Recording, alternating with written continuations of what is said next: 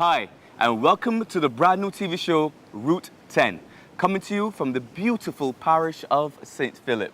I am Darren.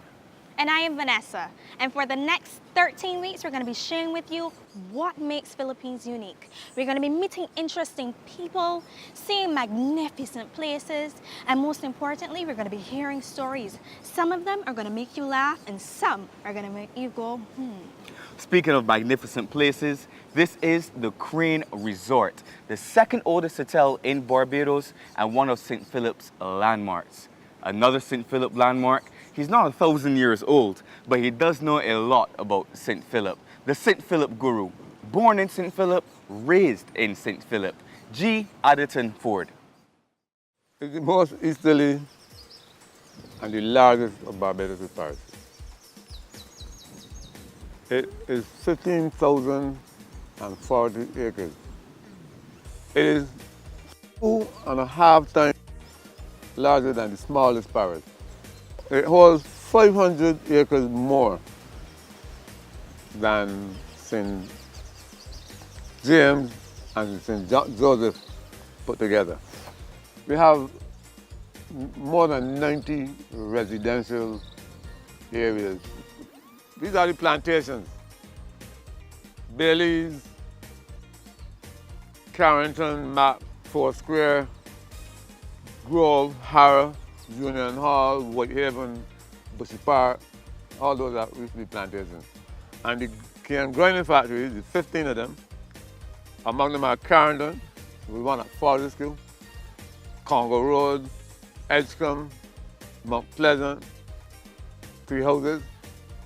I know about one at Three Houses because my father used to work there.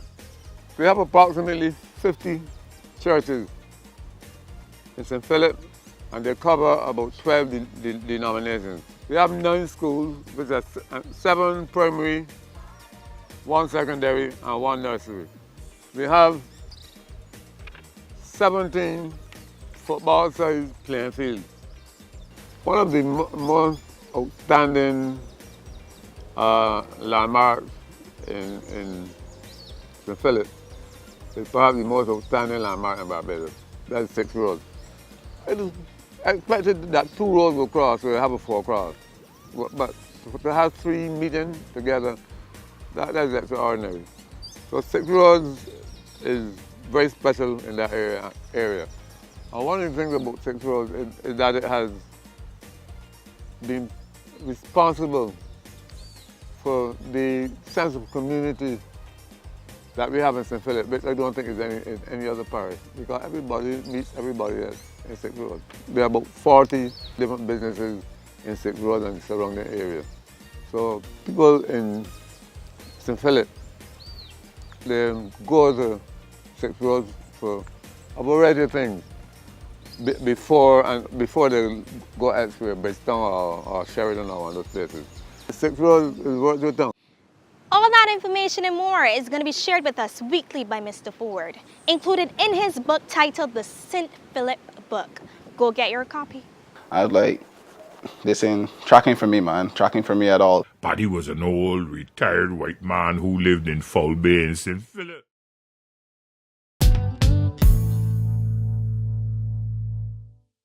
You've heard it so many times before. Everywhere you go, you will meet a Bajan. Well, there's a possibility that Bajan may just be a Philippine. A man who's just as fast as his last name suggests, track sensation, Greggmar Swift. Got a clean start.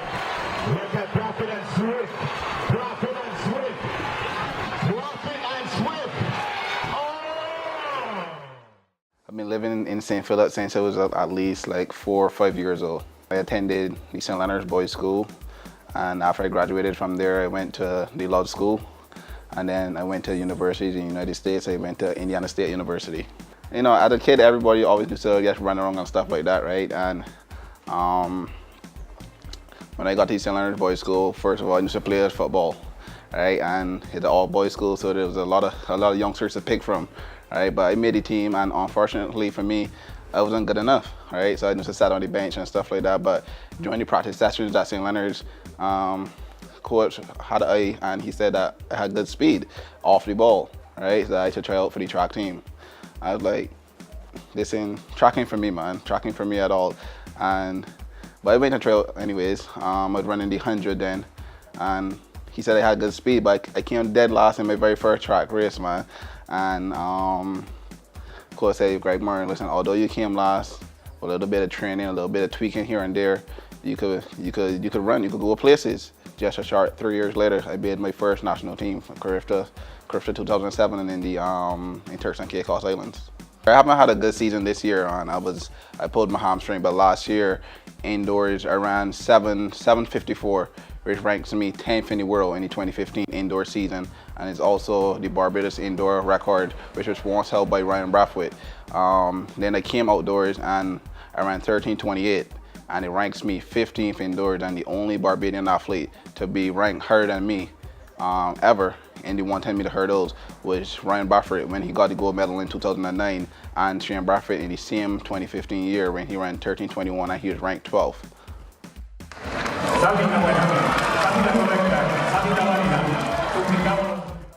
Me not making the Rio Olympic Games, although I qualified due to the IAAF standard, you know, every country have their own qualifying period, and Barbados qualifying period was from January 2016 till June 2016, and unfortunately for me, due to my injury, I didn't hit the standard within that period.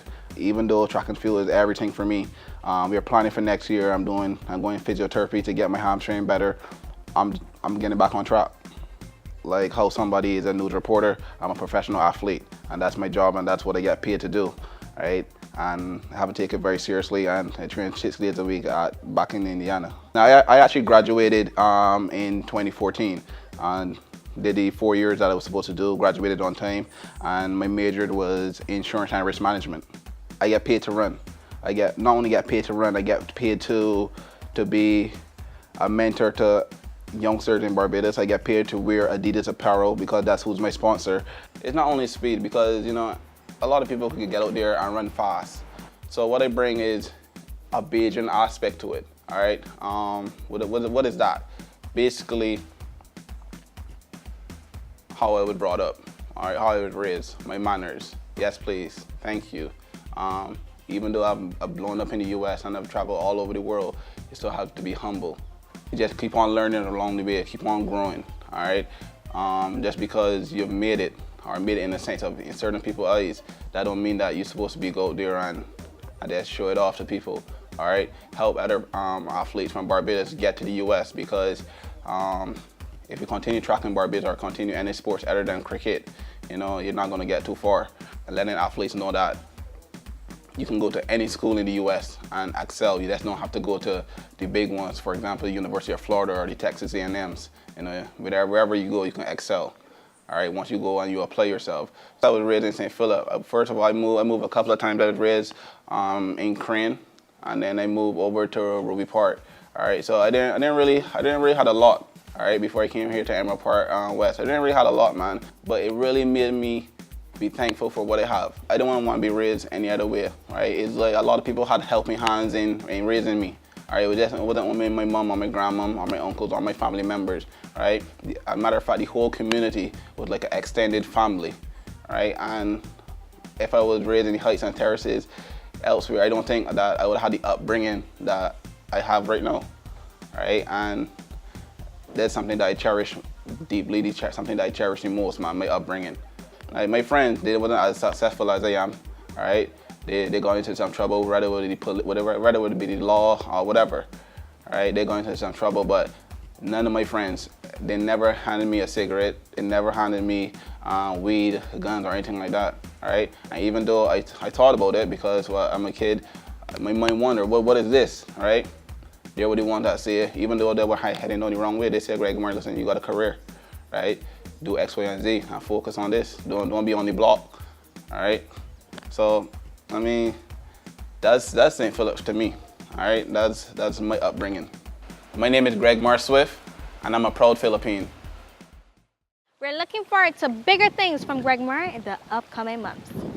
If there's one thing a Bajan loves more than cricket, crop over, and pudding and sauce, is a good old story. We too love to hear about other people, and I don't mean gossip. Some of the most amazing stories come from St. Philip. Here's one from a resident storyteller, Scrappy. These are true stories about ordinary and not so ordinary St. Philip folk, and all of these stories happened in the parish of St. Philip. Many Barbadians have used the expression, "you ain't worth what Paddy shot at," which means that the person being referred to has failed to live up to some expectation or the other, but few people know the reason behind the saying. Now, there was a Mr. Thomas Trotman who brought some European hares like rabbits from England in 1842 and bred them in captivity at Buckley in St. George. But after heavy rains brought down the enclosure, the hares escaped. And like their cousin, the rabbit, they reproduced at a prodigious rate until in 30 years' time they were a common sight all over this island. Hunting and the predations of the mongoose have since reduced their numbers until they are now very few. Paddy was an old, retired white man who lived in Forde in St. Philip.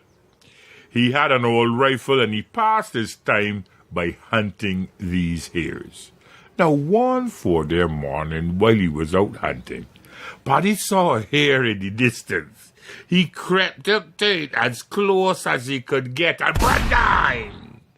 One shot, and the hare cocked up dead. As Paddy hurried over to take up his prize, it was then that he discovered why this hare was so easy to kill. Paddy has shot a large pile of cow dung. So the next time anybody tell you that you ain't worth what Paddy shot at, you know, you don't know. That was too funny. Just like some of us who may have never heard that story before, there are a lot of people out there who do not know that St. Philip is one of the most thriving business centers. One such company, Doyle Offshore Sails.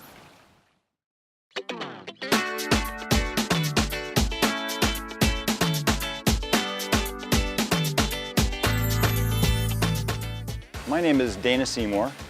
I'm the general manager here at Doyle Offshore Sails in 6 Crossroads, St. Philip.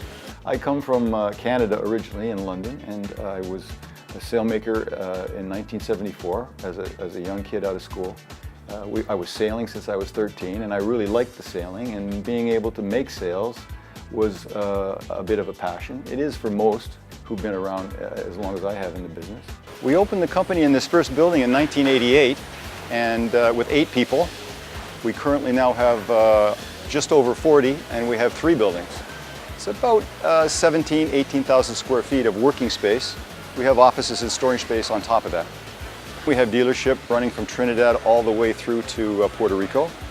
There is a Doyle network throughout the United States that we deal with on a regular basis. We've sent sails to Tahiti, we've sent them to England, we've sent them to Portugal.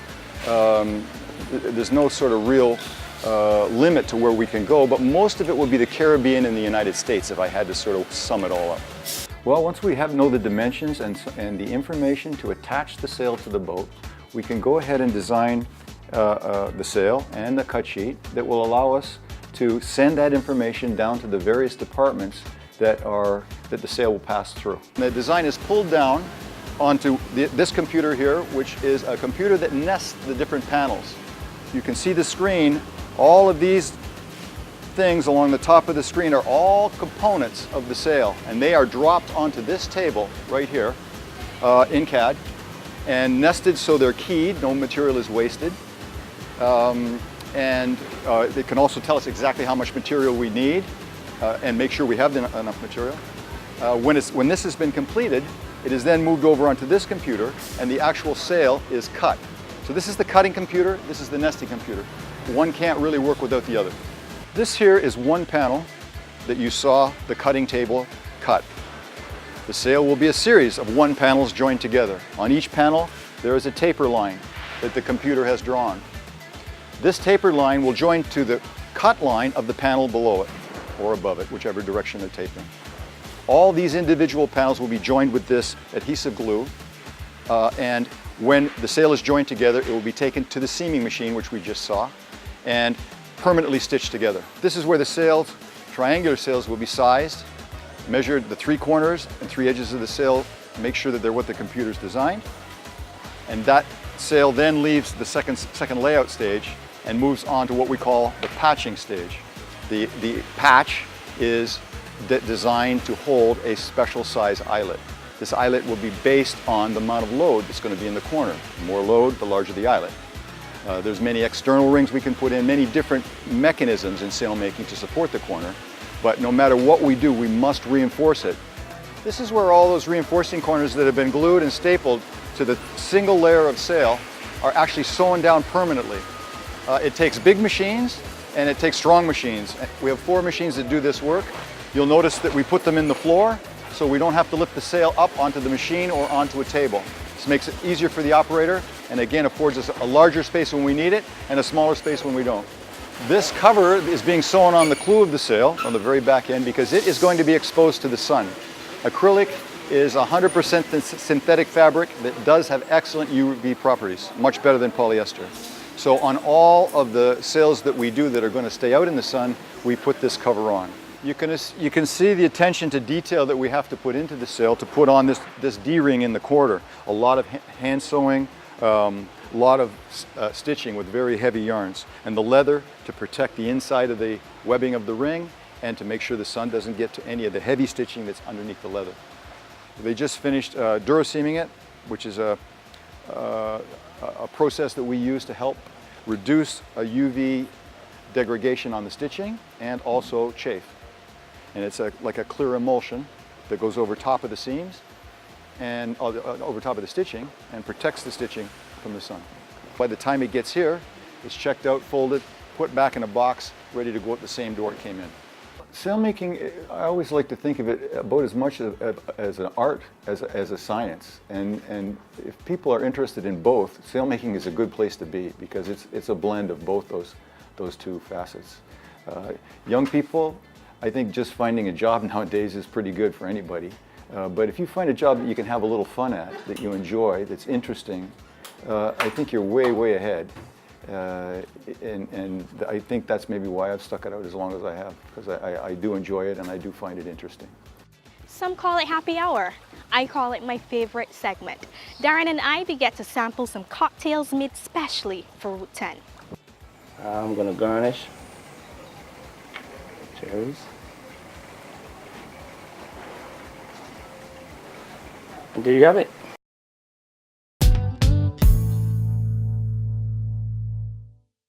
Hey guys, remember when you drink, drink responsibly. Now when I drink, I like my drinks straight and on the rocks. I'm here with mixologist at the Crane, Carl Henry, and he has won me over slightly with this cocktail. What's the name of it? Route 10. Now Carl, we want to make sure that we're dealing with someone who knows what's going on, who knows the way around the drinks. How long have you been a mixologist? Well, I've been a bartender for 16 years.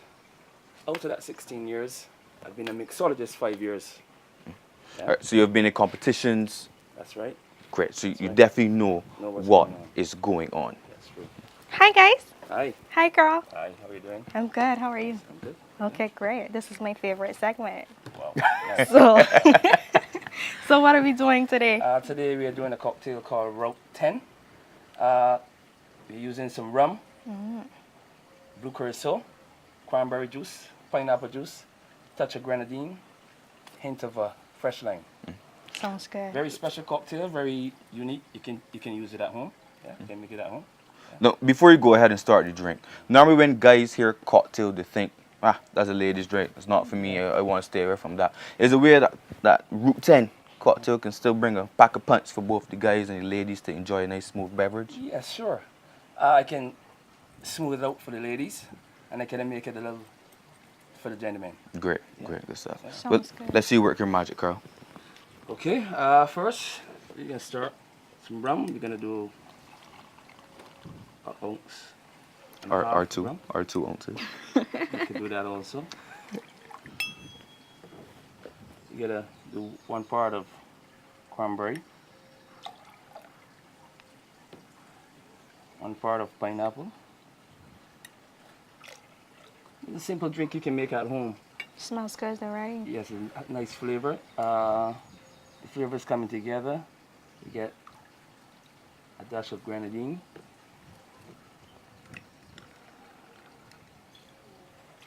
Some blue curacao. Yeah, I'm just going to put in some fresh lime a bit. Just get a little bit of lime in there. It's going to ice up.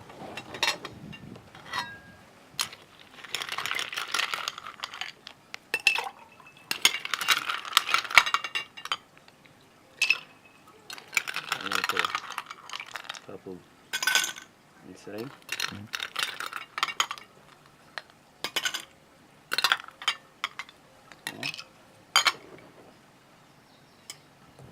Then we're gonna give it a shake. Yeah. My favorite part. Yeah. Yeah. Give it a good shake.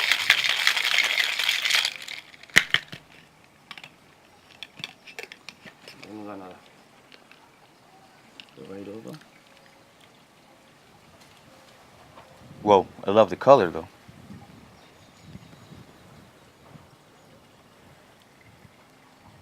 Can't wait to Just like taste. that. I'm gonna garnish cherries. And there you have it. Lovely. 10. Route 10, very close to our color as well too. Purple. That's very light. Yeah. I'm gonna give Vanessa a chance to taste because I know she's there for mouth watering, waiting to see. So Vanessa, give us a taste. Thank you. You're welcome.